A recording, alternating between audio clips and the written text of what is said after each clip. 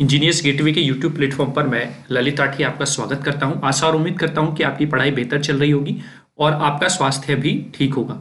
जैसा कि आपने थंबनेल देख ही लिया है, आज हम यहां पर टारगेट करने वाले हैं इंजीनियरिंग फिजिक्स सब्जेक्ट को। और इस फिजिक्स में आपको कौन से ऐसे टॉपिक्स हैं जो बिल्कुल भी छोड़कर नहीं जाने हैं एग्जाम के पॉइंट ऑफ व्यू से।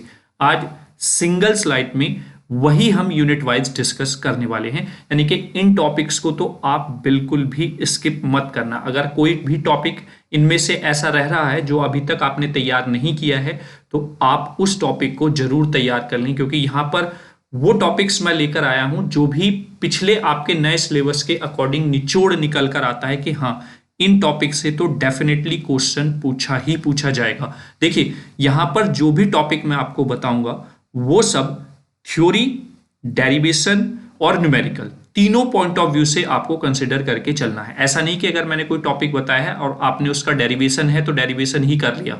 थ्योरी वाले कॉन्सेप्ट को भी उसके समझकर चलना है और उस पर बेस्ड न्यूमेरिकल को भी आपको समझकर चलना है, तभी ये टॉपिक आपके कंप्लीट माने जाएंगे। यानी कि अगर इतने बड़े सिलेबस को मैंने कुछ टॉपिक्स में समेटा है तो उसका मेन उद्देश्य यही है कि आप उस टॉपिक को थ्योरी, डेरिवेशन और न्यूमेरिकल तीनों फील्ड्स में मानकर चलेंगे। उन तीनों फील्ड्स को आपको उस टॉपिक के अच्छे से तैयार करना है। वीडियो शुरू करने से पहले सबसे पहले आप वीडियो को शेयर कर दीजिए अपने सभी फ्रेंड्स के साथ, ताकि कोई भी बच्चा मिस ना हो जाए इन टॉपिक्स को तैयार करने से।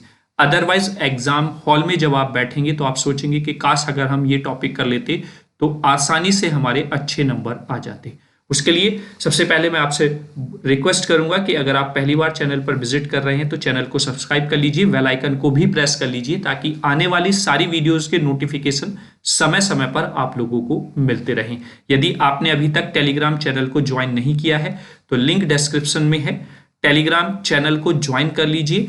कोई भी अगर आपको स्टडी से संबंधित सजेशन या कोई भी गाइडेंस अगर चाहिए तो आप हमारे हेल्पलाइन नंबर पर हमसे कांटेक्ट कर सकते हैं, व्हाट्सएप के माध्यम से, टेक्स्ट के माध्यम से या कॉल के माध्यम से। तो आई थिंक आप लोगों ने वीडियो को शेयर कर दिया होगा और सभी बच्चों तक ये वीडियो पहुंचना चाहिए।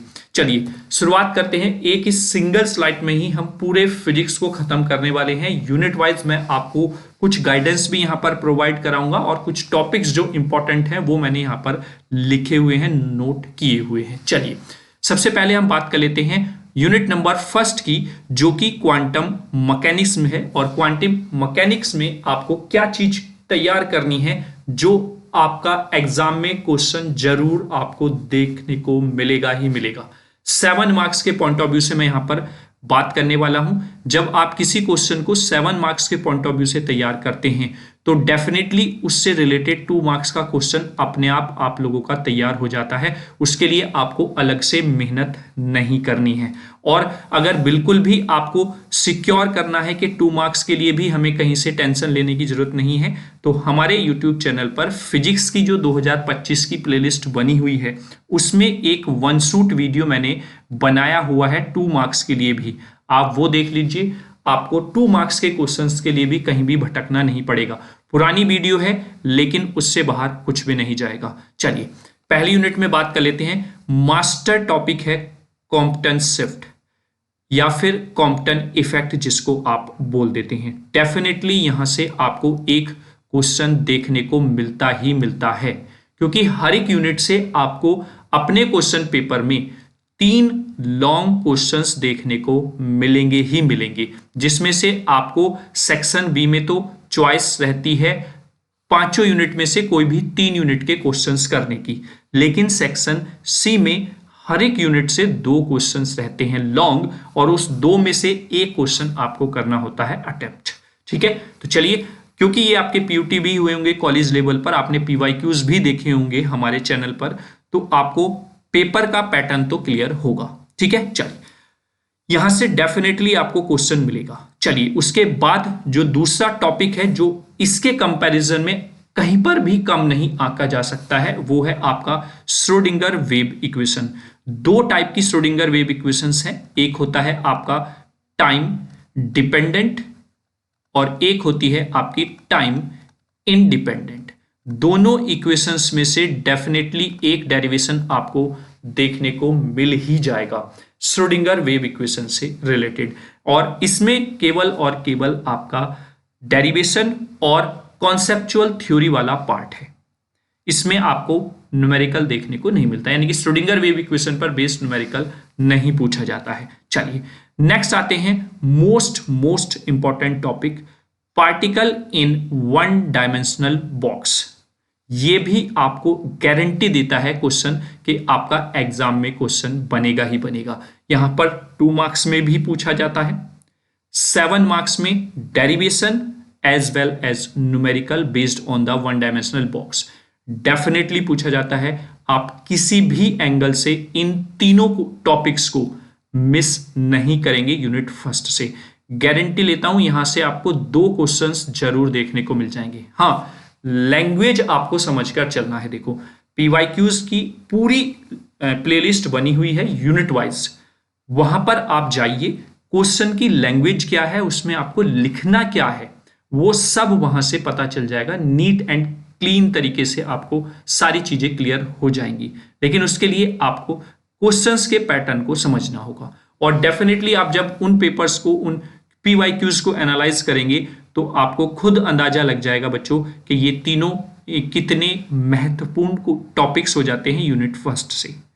चलिए, तो यूनिट फर्स्ट 3 टॉपिक्स आपको घोट कर पी जाने हैं और इससे बाहर आपको कुछ नहीं मिलेगा। चलिए अब बात कर लेते हैं यूनिट नंबर 2 की। यूनिट नंबर 2 की अगर हम बात करें, जो कि आपका इलेक्ट्रोमैग्नेटिज्म है, और इसमें आप पर को फोकस क्या करना है, सबसे पहले आपको पहले पॉइंट पर किस टॉपिक को रखना है, वो है आपका इलेक्ट्रोमैग्नेटिक वेव इक्वेशन।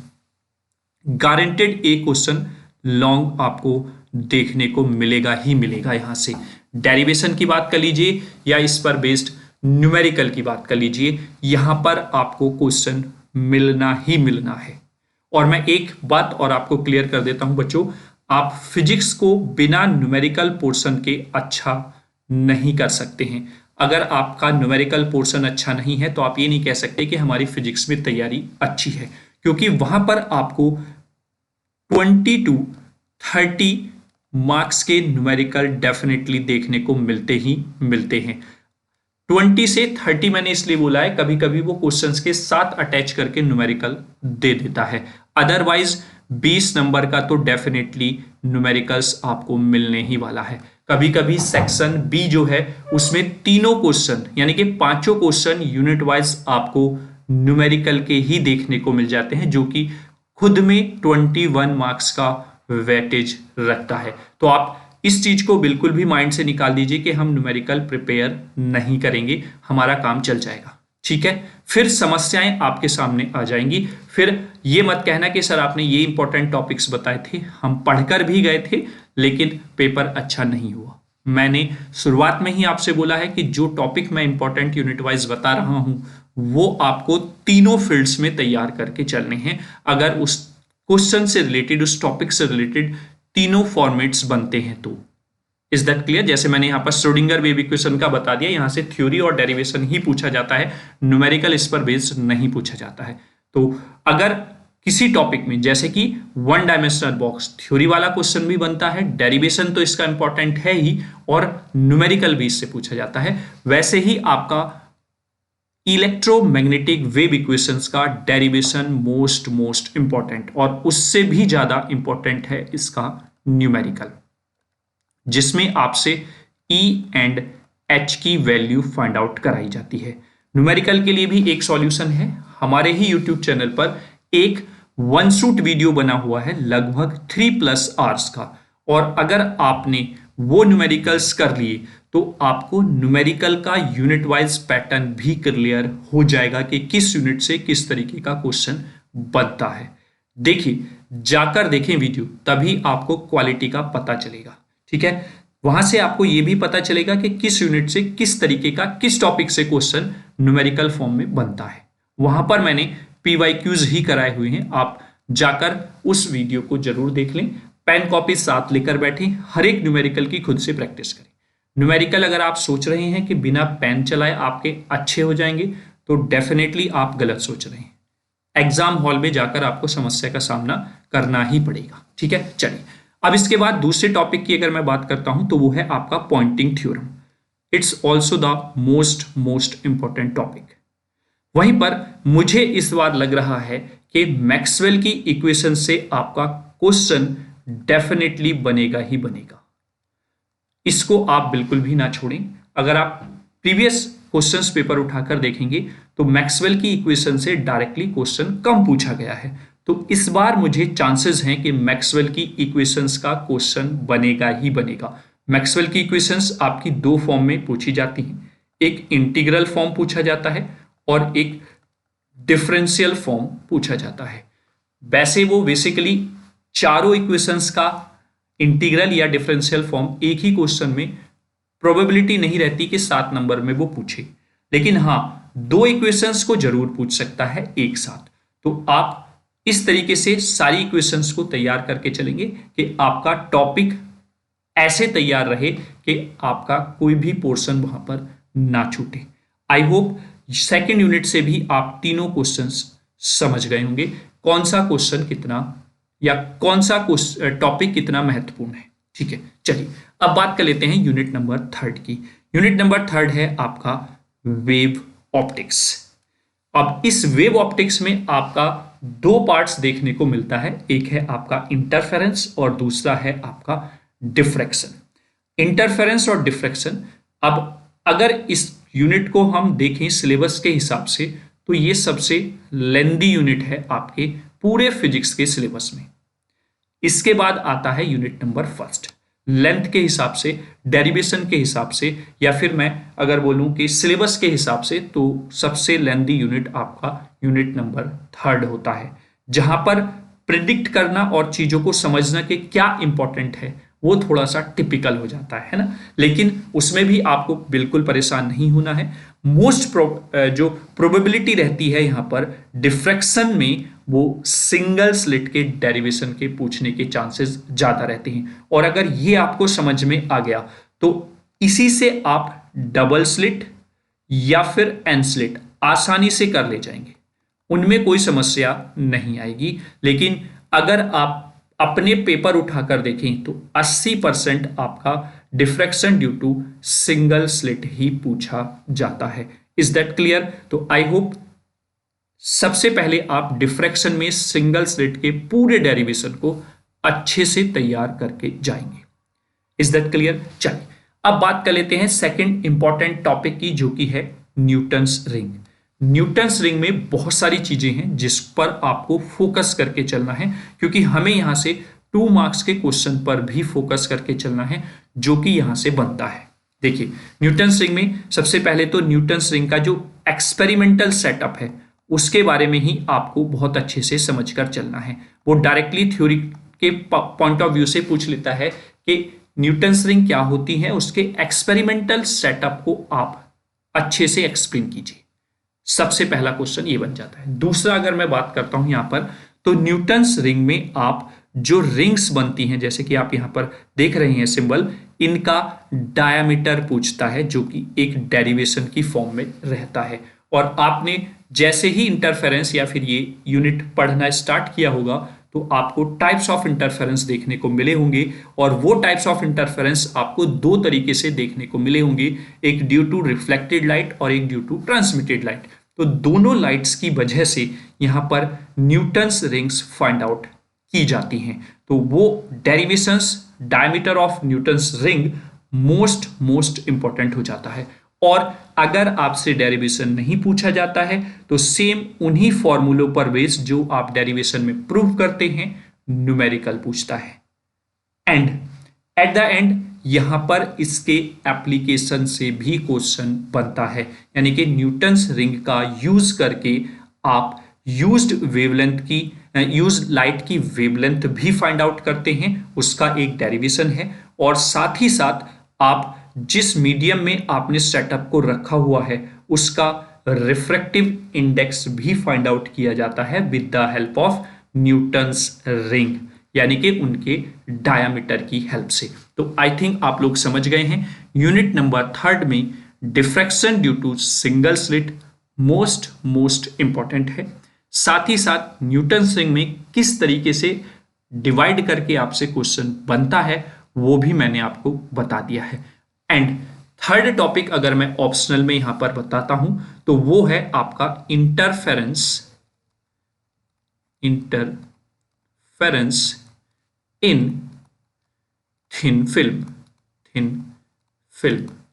अगर आप इंटरफेरेंस इन थिन फिल्म को और कंसिडर कर लेते हैं तो डेफिनेटली यहां से भी आप अपने तीनों क्वेश्चंस तो फंसा ही ले जाएंगे, न्यूमेरिकल के पॉइंट ऑफ व्यू से, थ्योरी के पॉइंट ऑफ व्यू से, डेरिवेशन के पॉइंट ऑफ व्यू से, सबके पॉइंट ऑफ व्यू से आपको ये तैयार करके चलना है। इंटरफेरेंस इन थिन फिल्म दो तरीके से रहता है, due to the reflected light as well as due to the transmitted light. तो आई होप पहली 3 यूनिट्स का जो एक तरीके से पूरा सिलेबस है आपको ट्रांसपेरेंट तरीके से समझ में आ गया है, क्या आपको पढ़ना है, क्या आपको स्किप करना है। ठीक है, चल अब बात कर लेते हैं यूनिट नंबर 4 और यूनिट नंबर 5, जो कि सबसे हलवा यूनिट्स हैं। अगर कोई बच्चा फिजिक्स में कुछ भी नहीं पढ़ना चाहता तो वो आप यूनिट नंबर 4 और 5 तैयार कर ले, डेफिनेटली पास तो हो ही जाएगा, ये मेरी गारंटी है। बशर्ते वो दोनों यूनिट आपको ऐसे पढ़नी पड़ेगी जैसे आपको 5 यूनिट पढ़नी थी, मतलब उसमें आपके पास चॉइस नहीं है।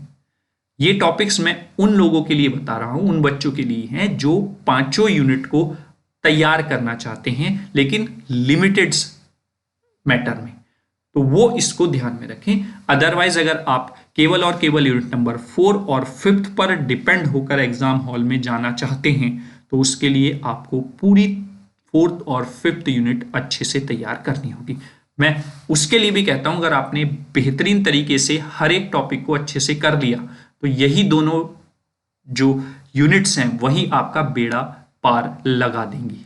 ठीक है, चलिए बात कर लेते हैं यूनिट नंबर 4 की। यूनिट नंबर 4 2 चैप्टर्स में डिवाइड रहती है, एक में आप फाइबर पढ़ते हैं और दूसरे में आप लेजर पढ़ते हैं। अब इन 2 चैप्टर से, जो कि अपने आप में लेंदी चैप्टर्स हैं, यहां से क्या टॉपिक्स आपको फोकस करके चलना है वो सबसे पहले आप समझ लें। देखिए यूनिट नंबर 4 के फाइबर ऑप्टिक्स वाले चैप्टर में आपको ध्यान रखना है, एक डेरिवेशन होता है जिसमें आप numerical aperture, acceptance angle, critical angle और साथ ही साथ आप फाइंड आउट करते हैं रिलेटिव रिफ्रैक्टिव इंडेक्स डिफरेंस। तो वो सब जिस न्यूमेरिकल में आप फाइंड आउट करते हैं वो मोस्ट इंपॉर्टेंट है 7 मार्क्स के पॉइंट ऑफ व्यू से। अगर डेरिवेशन नहीं पूछता है तो ऑब्लिक लगाकर लिख लीजिए न्यूमेरिकल, एक तो मिलना ही मिलना है 7 नंबर में। ठीक है, उसके बाद 2 मार्क्स के क्वेश्चंस यहां से बहुत बनते हैं, acceptance angle, critical angle, numerical aperture, ये क्या होते हैं, ऑप्टिकल फाइबर का वर्किंग प्रिंसिपल क्या है, उसका वेवगाइड स्ट्रक्चर क्या है, वो सब यहां पर 2 मार्क्स में पूछा जाता है। ठीक है, तो ये आपको छोटे छोटे टॉपिक्स आराम से अच्छे से तैयार करने हैं। वन शूट वीडियो फिलहाल भी मैंने इसका डाला हुआ है, आप जाकर उसको देख सकते हैं। ठीक है, वहीं पर अगर मैं बात करता हूं इसमें तो एक टॉपिक और यहां से इंक्लूड कर लें आप, types of optical fibre. Types of optical fibre, is that clear? क्योंकि ये भी अगर मैं बात करूं तो यहां से ये भी अपने आप में एक थोड़ा सा लेंदी यूनिट बन जाती है। क्यों? क्योंकि ये एक यूनिट 2 लॉन्ग चैप्टर्स में डिवाइड है, जो कि अपने आप में एक टॉपिक है लेंदी। ठीक है, चलिए अब बात कर लेते हैं इसके सेकंड चैप्टर की, जो कि है लेजर। लेजर से भी 2 मार्क्स में आपकी डिफरेंट इंपॉर्टेंट टर्म्स पूछी जाती हैं, जैसे कि आपका पॉपुलेशन इन्वर्जन क्या हो गया, मेटास्टेबल स्टेट क्या हो गई है, तो उन पर भी आपको 2 मार्क्स के पॉइंट ऑफ व्यू से फोकस करके चलना है। देन 7 मार्क्स के लिए डेफिनेटली 1 टाइप, क्योंकि आपके सिलेबस में 2 टाइप्स हैं लेजर के, रूबी लेजर और हीलियम नियॉन लेजर, उनमें से डेफिनेटली एक टाइप तो 7 मार्क्स में हर साल पूछा ही पूछा जाता है। उसमें क्या है कि उसका इंट्रोडक्शन हो गया, कंस्ट्रक्शन हो गई, उसकी वर्किंग हो गई है, उसकी एप्लीकेशंस हो गई हैं, उसकी एडवांटेजेस डिसएडवांटेजेस हो गई हैं, जिस भी मेथड को आप पढ़ रहे हैं। तो उसके लिए आपको अच्छे से तैयार करके जाने हैं दोनों मेथड्स। एक 7 मार्क्स का क्वेश्चन डेफिनेटली आपका पूछा जाएगा। देखिए जब इसके पीछे लेजर वर्ड लगा हुआ है तो वर्किंग प्रिंसिपल जो नेचर है जो वर्क करने का तरीका है वो सेम रहने वाला है, बस डिपेंडेंसी जो है या चेंज जो होगा वो होगा यूज्ड मटेरियल। जैसे यहाँ पर रूबी टाइप के मटेरियल का आप यूज करते हैं तो वो आपको ध्यान रखकर चलना है कि किस मटेरियल का यहाँ पर यूज किया जा रहा है। यहाँ पर हीलियम नियॉन गैस का यूज किया जा रहा है, तो यानी कि यहाँ पर आपको कॉन्सेप्ट ध्यान रखना है हीलियम नियॉन गैस, और इसी पर इनके नाम भी रीनेम होते हैं, जैसे कि इसको बोलते हैं सॉलिड स्टेट लेजर और इसको बोलते हैं गैस लेजर।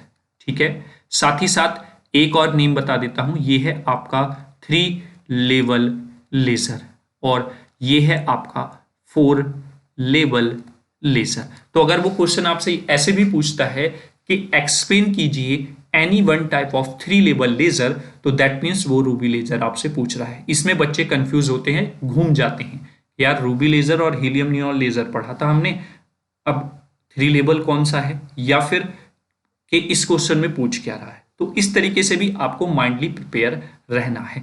वहीं पर हीलियम नियॉन लेजर को वो गैस लेजर के बारे में पूछ सकता है या 4 लेवल लेजर एक्सप्लेन करा सकता है, तो इस तरीके से आपको तैयार रहना है।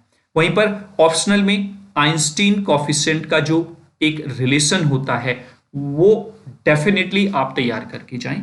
एक छोटा सा डेरिवेशन है, बहुत इजी डेरिवेशन है, कुछ भी उसमें हार्ड नहीं है, बस अगर आपने लेजर के वर्किंग को समझ लिया तो वहां पर आपको कोई प्रॉब्लम नहीं होगी। ठीक है, तो ये यूनिट नंबर 4 का सेकंड चैप्टर हो जाता है। चलिए अब हम अपने वीडियो के अंतिम पड़ाव पर हैं, यानी कि यूनिट नंबर 5 की तरफ हम आ गए हैं। अब यूनिट नंबर 5 में आपको पढ़ना क्या है, देखिए यूनिट नंबर 5 में भी आप 2 मटेरियल्स देखते हैं, एक आपका है सुपर कंडक्टर और एक है आपका नैनो मटेरियल। ठीक है, अब शुरुआत करता हूं मैं सुपर कंडक्टर की नैनो मटेरियल से। नैनो मटेरियल में आपके 2 मेथड हैं, एक सीबीडी मेथड है कार्बन वेपर डिपोजिशन और एक सोल जेल मेथड है। दैट मीन्स इन दोनों में से, जैसे कि टाइप ऑफ लेजर में मैंने आपको बताया एक 7 नंबर का पूछा जाएगा क्वेश्चन, वैसे ही यहां से 7 नंबर का क्वेश्चन बनेगा ही बनेगा।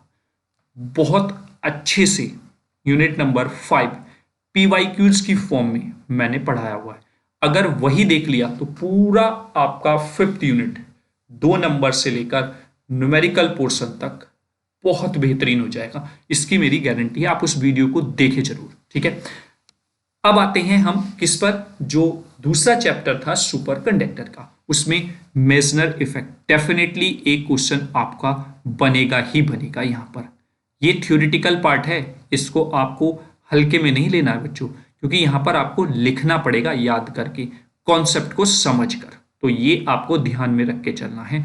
और next type of super conductors for easy marking, मतलब जैसे सिंपल मेरे कहने का मतलब ये है कि टाइप्स ऑफ सुपर कंडक्टर में टाइप 1 और टाइप 2 सुपर कंडक्टर्स के बारे में पूछा जाता है।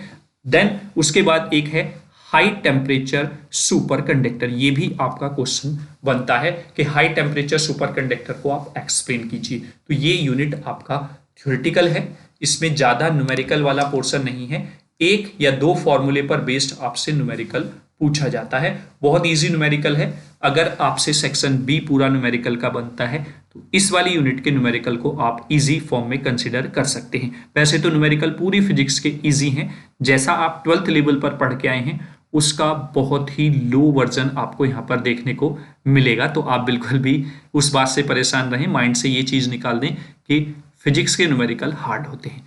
तो ये आपका पूरा निचोड़ हो जाता है फिजिक्स के सिलेबस का, किस तरीके से आप लिमिटेड टॉपिक्स में अपने फिजिक्स के पेपर को अच्छा करके आ सकते हैं। शुरुआत में ही बच्चों मैंने आपसे बताया था कि आपको मैं जो भी टॉपिक यूनिट वाइज बताऊंगा वहां पर आप उसको तीनों फील्ड्स में कंसीडर करके चलेंगे, चाहे वो आपका 2 मार्क्स का थ्योरी वाला पार्ट हो या फिर डेरिवेशन पार्ट हो या फिर न्यूमेरिकल पार्ट हो, जो भी पार्ट उस पर्टिकुलर टॉपिक से रिलेट करता है वही आपको तैयार करना है तीनों फील्ड्स में। जैसे अगर मैं सुपर कंडक्टर की बात करता हूं तो सुपर कंडक्टर में 2 मार्क्स की थ्योरी बन सकती है, डेरिवेशन उसमें नहीं होता है, न्यूमेरिकल नहीं होता है, तो मींस दैट 2 मार्क्स का क्वेश्चन बने उसमें या 7 मार्क्स का क्वेश्चन बने, पोर्शन आपको थ्योरी वाला ही वहां पर तैयार करना है। तो इस तरीके से मेरे कहने का मतलब यहां पर ये हो जाता है। जैसे आपका कॉम्पटन इफेक्ट है तो वो 2 मार्क्स में थ्योरेटिकल पोर्शन से भी इंपॉर्टेंट है, डेरिवेटिव पोर्शन 7 मार्क्स में भी इंपॉर्टेंट है और न्यूमेरिकल के पॉइंट ऑफ व्यू से भी इंपॉर्टेंट है। तो वहां पर तीनों आपके जो ये पॉइंट्स मैंने आपको बताए हैं, तीनों कैटेगरीज को आपको ध्यान में रख के उस टॉपिक को तैयार करना है।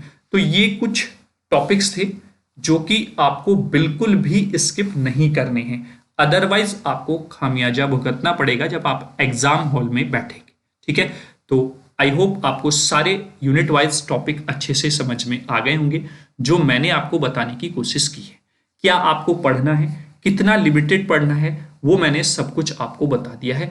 इससे लिमिटेड कुछ नहीं हो सकता है। अगर आप इससे लिमिटेड और कुछ चाहते हैं तो उसके लिए फिर आप राम भरोसे हैं या फिर आप अपने आप भरोसे हैं कि आपको किस तरीके से वहां पर 21 मार्क्स अचीव करने हैं।